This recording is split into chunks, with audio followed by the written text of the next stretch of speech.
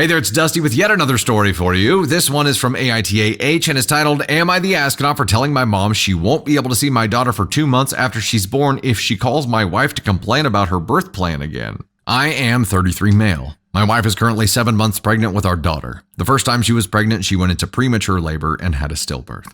It was a devastating experience for both of us, but especially my sweet wife. She's finally getting excited about this pregnancy, but there is a part of her that is afraid to get her hopes up in case something goes wrong. She asks me several times a day if I think something will happen and has been having nightmares about having another stillbirth. Luckily, her doctor says everything is going well so far, and I'm confident everything will work out okay this time.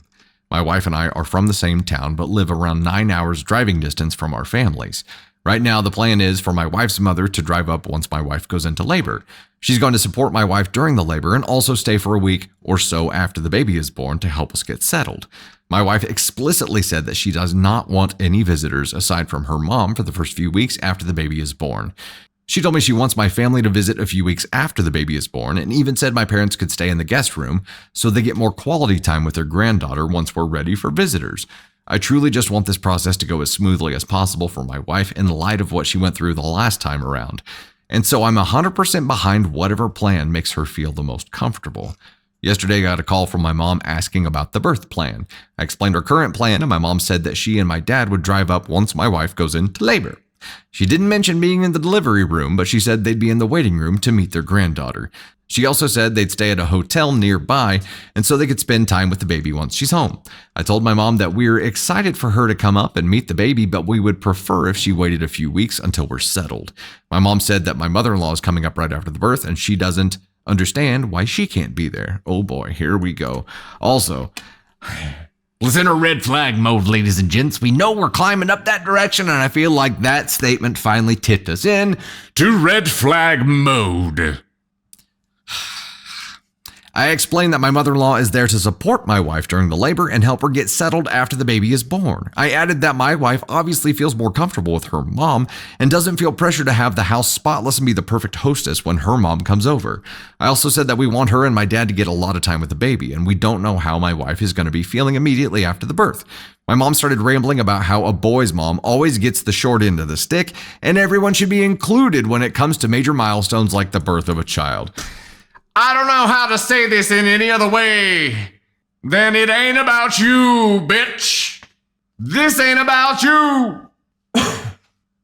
Sorry, hot tea. The funny thing is that my younger sister had her first baby about 6 months ago. She can't stand her mother-in-law, and she still hasn't given her the green light to come and visit. My mom and my sister have both justified this by saying her mother-in-law is rude and difficult to be around. Pot. Meet my friend Kettle. This is true, but also my sister holds grudges and doesn't get along with most relatives. I responded to my mom by asking why she's okay with my sister keeping her baby away from her mother-in-law for 6 months if everyone should be included. My mom was furious. Don't you dare use my logic against me. Just fold in the cheese. She said that there was more to the situation than I realized and that this situation is completely different since she's always been perfectly nice to my wife. I asked what I was missing, and my mom just said that my sister's mother-in-law ruined her bridal shower by bringing her obnoxious friends. I said, regardless of the situation, I want to make this experience as stress-free as possible for my wife, given what happened last time. I told my mom I love her and I'm excited for her to visit and will make sure she gets plenty of time with her granddaughter. She seemed disappointed, but I thought we were on the same page. A few hours ago, my wife told me that she got a call from my mother. She said my mom was crying and saying she felt excluded and like we didn't want her to meet the baby. My wife is a sweetheart and a people pleaser, and she truly took this to heart. Oh no. Oh no, oh no, oh no. She seemed stressed and asked me if we were doing the right thing. I told my wife I wanted her to feel as comfortable as possible and that I would deal with my mom going forward. I was furious to say the least. The stress is not good for my wife, and she's already under a lot of it because of her fears that history will repeat itself. I called my mom back and told her that if she calls my wife about this situation again, she won't get to see the baby for 2 months. I said I'd also add a month for every call after that. I meant this as kind of a joke, but I was being serious that she can't be putting stress on my wife right now. My mom said that we were excluding her and my father and that they raised me better than this. My dad called and said that I was wrong to give my mom an ultimatum and punish her for expressing her feelings. He said that I was using time with the baby as a form of control. I explained that I want them to have a good relationship with my kid, but I desperately don't want any extra stress on my wife right now. My dad says I owe my mom an apology for saying I'll add months to the wait every time she speaks to my wife about the birth plan. I disagree. Am I the astronaut? No, them. It's not about them. What else do you need to say? Look, Grandma, you're already a grandma, right? You went through this and you screwed somebody else over, and this isn't even that kind of scenario. Maybe that's the issue. Maybe the issue that she's having right now is the guilt that she feels for being such a bizzo when her daughter had a baby just a wee back when. Maybe that's it. Because otherwise, she got no leg to stand on here. And even with that, she doesn't. But damn, it's not about her. She is willing to put stress on your wife, i.e., create a harmful environment for your baby because of her ego, man. I'm sorry. I will not be apologizing to you. I'm sorry. Every time you bitch about this and twist it and try to add extra stress beyond the bullshit stress you've already created, I'll start exponentiating that formula, and it's going to be 12 years before you meet this kid. You greedy, self-fulfilling cunt. Sorry. I'm sorry. I'm just sitting over here. Just came out. It just came out. It was like my vocal cords got possessed for a second. It just jumped right out. Doesn't mean I'm wrong. Hey, first time in a life. Somebody said first time in a life. Oh, you jumped in at a really special time right now. I'm sorry. This just pisses me the off because she's a mom. Somewhere in those rattly old bones, she knows that she's being a bitch right now. She knows she's creating harm. She doesn't give a shit because the only thing she can see is that she's not getting her way. What's in the tea, Dusty? I don't know what is in the tea. Oh, this is not okay. OP, I think where you misstepped here, OP, that might have changed the outcome of this was saying you would appreciate them waiting. Created some flexibility in this boundary, right? You would appreciate them waiting in the beginning, whenever you explained this. And she took that as, oh, I just have to try harder. I just have to annoy more. I just have to call her and not even create filtered stress. Create direct stress. Straight into the veins, the real shit.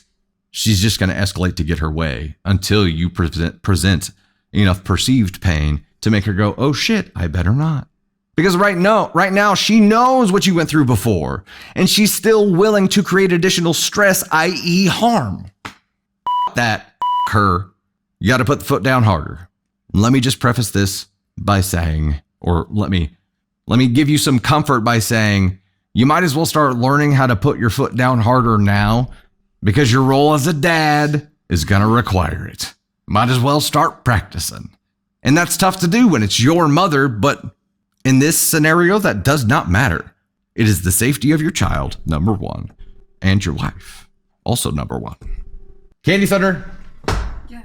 Come tell me how you feel. You got to feel something, just like, take a drink of the tea. It'll help explain things.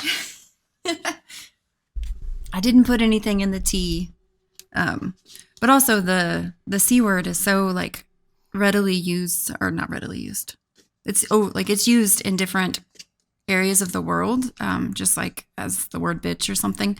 But in America, it's like so taboo. When you say it, it's like, Oh my. but we're on a mission to not make it taboo. Clearly, obviously. No, I think you said it all. Like, I'm just sitting back here like, that's my husband. That's my man. That's my guy. You got my back. I mean, I'm not having any more babies, but if I did, you would. I think the mother is showing exactly who she cares about, and it is not your wife. She doesn't give two shits about your wife, because if she did, she would respect your wishes. And I think she only cares about the fact that she gets to see the baby at the same time that your wife's mother gets to see the baby, and doesn't give two shits that your wife had a previous loss, well, that she'll never heal from. That pain will never go away. She doesn't care about that. She doesn't care about the fact that your wife is giving birth after a loss to a rainbow baby that doesn't care. doesn't care that your wife has asked her to do something different, and she just wants to stomp all over those boundaries. And she literally just doesn't care. Your mom. I don't understand why people think that they get to go to a birthing room and demand to enter while a woman is literally at her like most exposed, most vulnerable moments of her life. And she's like, yeah, I'm going to be in there and I'm going to be present and I'm going to watch this baby be born. I don't understand where people get the entitlement to act like that. Like where does it come from?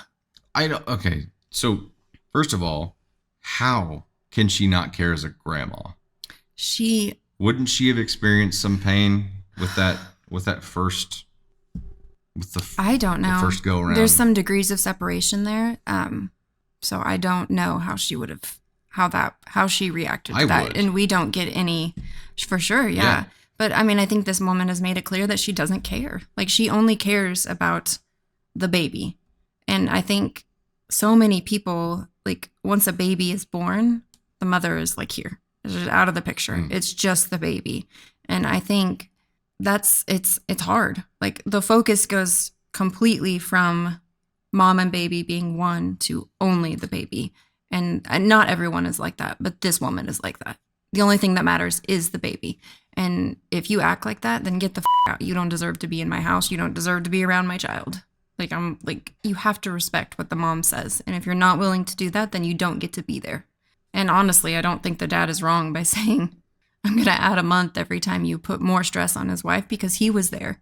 And he's the one who supported his wife. He's the one who had to, while he was going through his own grief, support his wife and be strong for her. And his mom can't even respect that. His mom does not care.